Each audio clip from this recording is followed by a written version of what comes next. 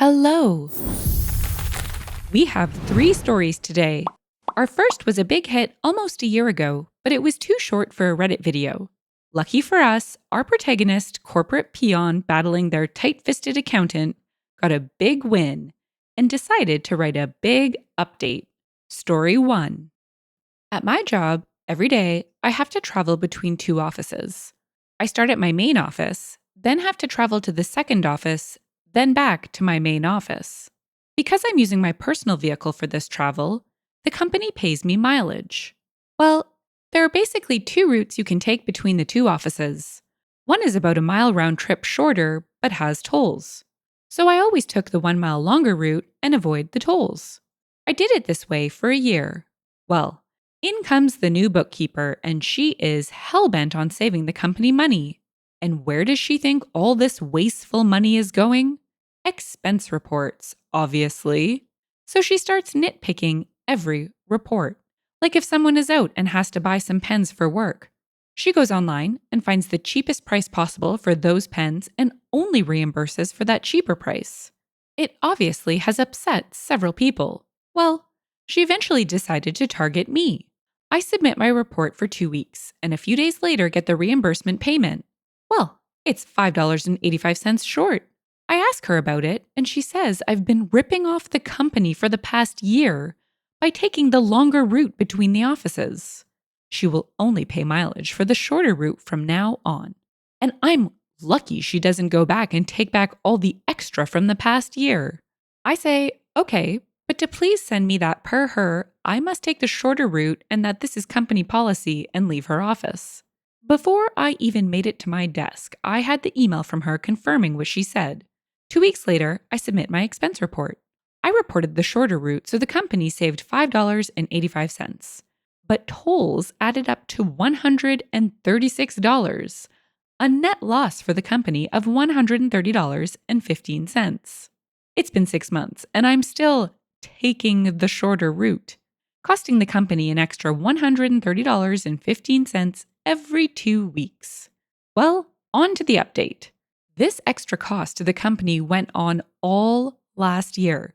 By my estimates, it cost the company about an extra $3,500 last year. So the third week of December, we have our annual budget review with all the department heads. It's usually just a quick chit-chat about how things went over the year. Then we all get a nice catered lunch. This year went a little different. First, Karen Bookkeeper asked that we have a projector set up in the conference room so she could give a presentation on how much she has saved the company since she was hired. This was great for me. I prepared my own presentation. She starts off the meeting going over each department, going over the changes she has made to save money. Her big cherry on top of her savings was how much was saved by cracking down on excess expense reimbursements. Now, I should say here that she is not liked by any of the department heads.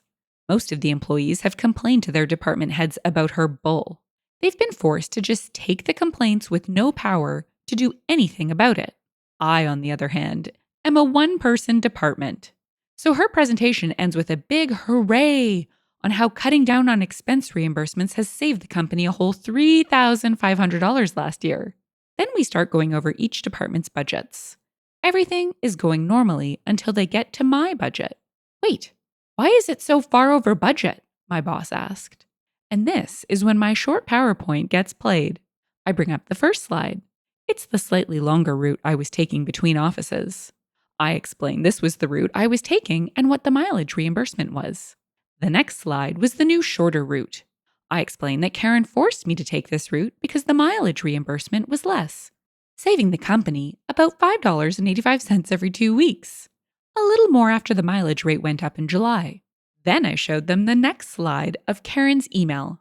Included in that email is a part about this being final, and there will be no further discussion on the matter.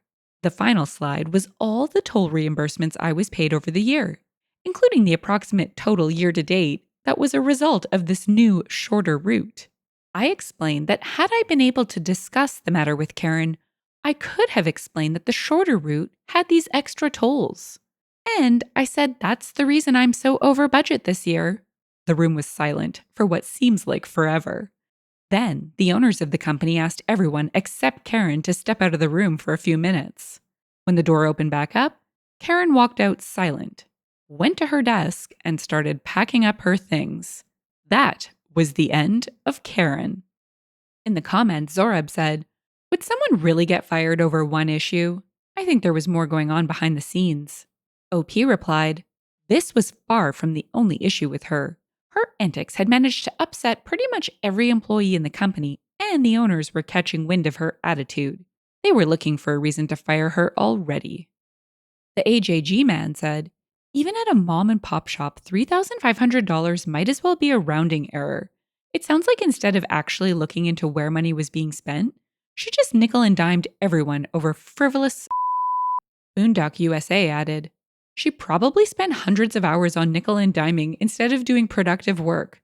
If she saved $3,500 even with the extra toll costs, she still cost the company more than she saved when you factor in her pay.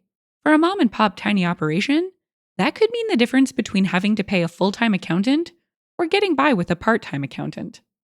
Oh my gosh, this woman. I bet the reason she got fired is that she had negotiated that she get a bonus relative to what she saved the company.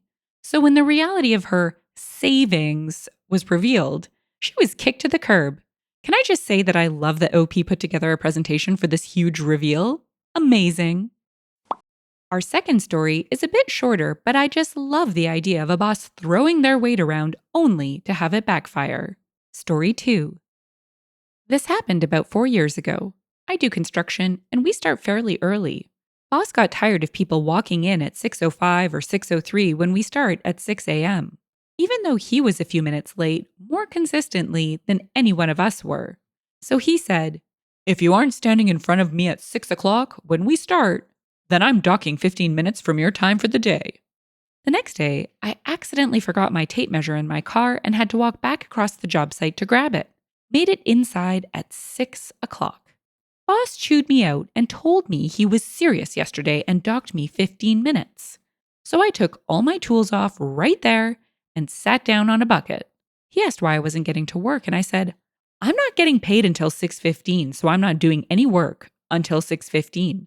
I enjoy what I do, but I don't do it for free."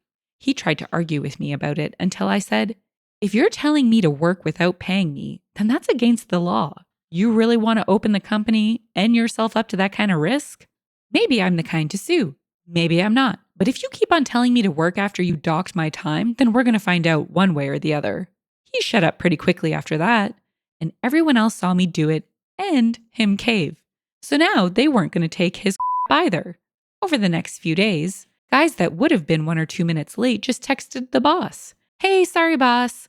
Would have been there at 6:02 and gotten docked, so I'll see you at 6:15 and I'll get to work then." Then they sat in their cars until 6:15 and came in when their time started. So between people doing what I did or just staying in their cars instead, he lost a ton of productivity and morale, just because he decided that losing 15 minutes of productivity per person and feeling like a big man was better than losing literally 1 or 2 minutes of productivity, even though everyone stands around BSing and getting material together for the day until about 6:10 anyway. After a few weeks of that, he got chewed out by his boss over the loss of productivity and how bad the doc timesheets were looking. Also, that it was reflecting poorly on him as a leader because we were missing deadlines over it, and it showed that he doesn't know how to manage his people. Then suddenly, his little self-implemented policy was gone, and we all worked like we were supposed to and caught back up fairly quickly. Worker solidarity for the win. Not one person took his and worked that time for free after he tried to swing his weight around on them. But obviously, I was a target after that, and only made it 2 more months before he had stacked up enough BS reasons to get away with firing me. When I called in a few days in a row after my mom fell, and I took off work to take care of her and monitor her for a while during the day. In the comments, Kelly Kegg shared, "I worked in a call center who tried to implement a policy where if you were 30 minutes late, they could count it as an unexcused absence even if you came in. You'd still get paid, but it would count against you in your review. When I brought up snow delays or major accidents, they told me there were no exceptions to this new rule. Now I'm usually early, but life happens. And I asked what would stop me from realizing that I'm going to be late because of traffic and just turning around and using paid time off since I'd already be dinged for not being there. The response was, I hope you'd have enough respect for your coworkers to not do that to them. Spoiler alert, I didn't, and no one else did, so that policy didn't last very long. Annoyed IM said, I got called in over a 6-minute tardy at work. Please log off phone. Come to conference room 2 at 9:15 a.m. for a meeting. I arrive as scheduled. Was told to wait because manager wasn't ready and union rep was stuck on a job or in traffic, I forget. Meeting starts. We discuss the importance of being on time, how tardiness costs the company money, etc., etc., etc., etc. At end, they ask me for any input. We are at 2 hours and counting due to manager and union rep not being ready. I asked if they thought it was a good use of company time, spending 6 man-hours discussing a 6-minute tardy. Union rep about fell out of his chair and fell over laughing. These productivity ones really take the cake. Let's waste time discussing how we could be more productive. Better yet, let's implement a policy that incentivizes people to call in. OP is so right here. Worker solidarity is key in resolving these types of idiotic moves on the part of power-hungry managers. You have to do something that makes them look really bad. I hope OP's mom is okay, by the way. Our third story mixes genres when a Karen failed to remember the adage of don't mess with the people making your food. Story 3. A few years ago, I worked as a cashier at a fast food restaurant. I don't eat fast food, so I don't know how it is with other places, but with this establishment, nothing was free. You want sauce with your tacos? That's 50 cents, please. Substitute your sour cream with guacamole? Sorry, you have to pay for that. You want ranch with your salad? That'll be extra. All of these prices were very prominently displayed on a giant menu in the middle of the lobby, by the way. Now, I was paid minimum wage. I, nor any of the other cashiers, could not give a about all that. It also made the prices ridiculous, as a lot of customers naturally wanted add-ons. So, usually, we wouldn't charge for most of those things, but we could only get away with that when our manager was not in the front, as she was the strict type. Yell at you in front of the customers for giving away a free sauce type. On a slow day, an older woman walked in and ordered a salad. By the time it got to the register, she'd loaded it with a bunch of extras. To be completely honest, there was no rhyme or reason to what I chose to charge people for. It really depended on my mood. Her salad was pretty accessorized, so I felt like I had to charge for something. But I was having a good day, so I just rang her up for the salad and extra guacamole, and that's all. It was something like $12.50. She immediately started to complain about the price. I explained to her that it was $11.50 for the salad and $1 for the guac. That's ridiculous. It shouldn't cost that much for a salad. Even $11 is way too much. I'm sorry, ma'am, but that's the price that's on the menu. Why did you raise the price so high? A salad should not cost that much. I tried to explain that I was only a cashier and did not, in fact, control the menus. But she would have none of it and only grew increasingly rude. Then she dropped the classic dreaded line, "Can I speak to your manager?" I hesitated, looked her in the eye and said, "You don't want to do that." "No, get your manager right now." So I went to the back and told my manager that there was a customer who wanted to speak with her. She came to the register with me, looked at the salad, looked at what I rang up, and immediately started going off about how I didn't add the salsa, the chips, the house dressing. I was used to this, so I just stood there and stared at the customer as my manager screamed at me. The customer stared back dumbfounded as my manager took over the register, corrected the order, and left without acknowledging her at all. The salad came out to be around $16.50. The woman paid and left without another word. Edit, for all the people asking, capital letters killed my family. That's why I don't use them. Apparently, I wasn't the only one wondering why every I was in lowercase. In the comments, and in response to, "Why did you raise the price so high? A salad should not cost that much," Picard Tango Alpha said, "Why do people do this? What do they expect?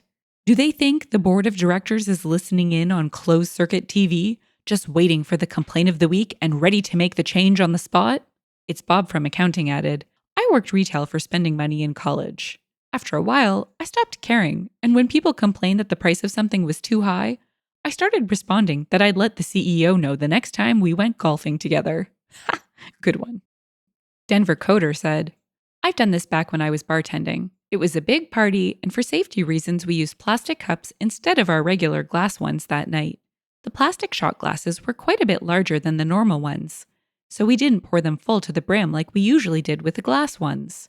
Some guy orders a shot and starts complaining that in the usual glasses he gets much more liquor, and just wouldn't shut up even when I told him it wasn't the case. Okay, if you say so. So I get a glass one from behind the bar, put it in front of him, and pour the shot from his plastic cup into it. Satisfyingly, this spills quite a bit of his liquor on the bar because his shot was actually a bit bigger than it should have been. Then poured it back and gave him his now smaller shot back. He gave me quite an angry look, but didn't complain anymore for the rest of the night. It was very satisfying. OP, thanks for sharing. This has to be one of my favorites. There is nothing sweeter than when someone complains, even though you're essentially doing them a solid, and then they pay for it. Literally. So good.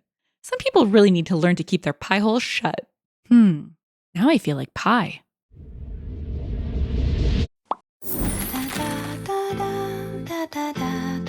If you've enjoyed the story and would like to hear more, consider liking, subscribing, and leaving a comment. Thanks, and bye for now.